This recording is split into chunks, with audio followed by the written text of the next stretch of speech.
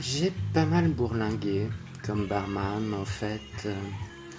Donc j'ai travaillé au négociant, là où j'avais rencontré Aurore, la belle fille de la nuit, qui m'avait vendu comme un morceau de viande dans une étale de boucher. Ensuite, j'ai travaillé en Valais, à Martigny, à la Denise Bar, qui était un charmant petit bar, super chouette, tout en marbre. La patronne voulait en faire un pince-fesses gay, en pensant que la clientèle gay pourrait lui amener pas mal de pépettes. Alors ça a marché un temps. Moi, c'est clair que j'avais très très peu de temps pour faire mon beurre, hein. En ouvrant à 4-5 heures l'après-midi, je fermais à 11 heures, à 23 heures. Donc voilà, à 23 heures, je me retrouvais avec qui? Avec des barman, des serveurs et tout. Donc j'ai fait ça pendant quelques temps, et le mal du pays, hein, de ma ville, Lausanne, devenait de plus en plus forte.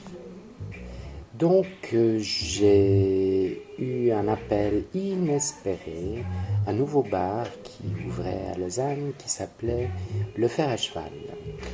Il voulait en faire vraiment un endroit branché avec une carte sympa.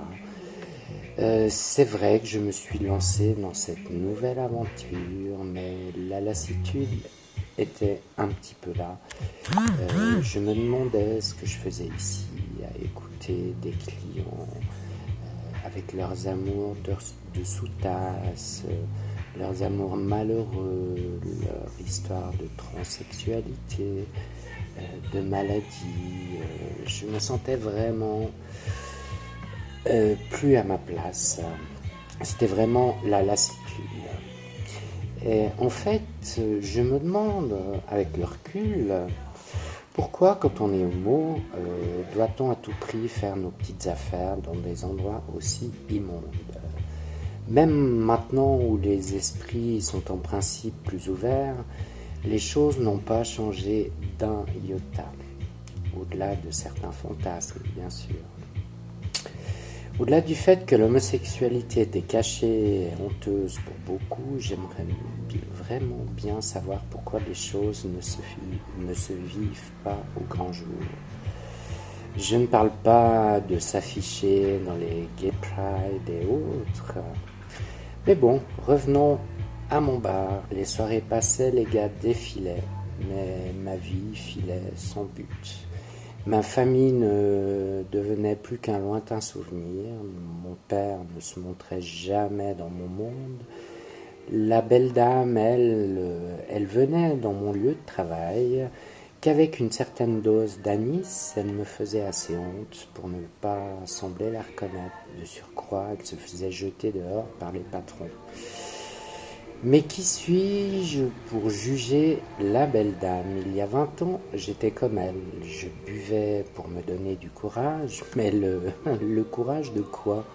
D'assumer pour mieux draguer, plaire davantage, gagner plus d'argent, oublier plus seulement tout...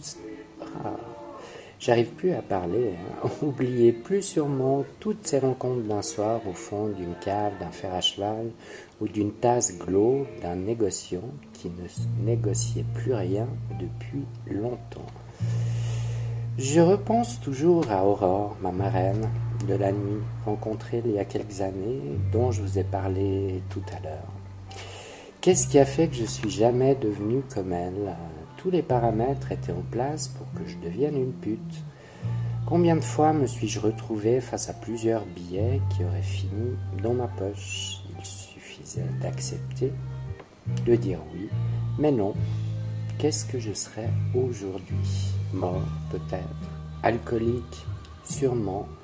Malade ou pas, allez savoir. Finalement, je suis là, et la vie est belle.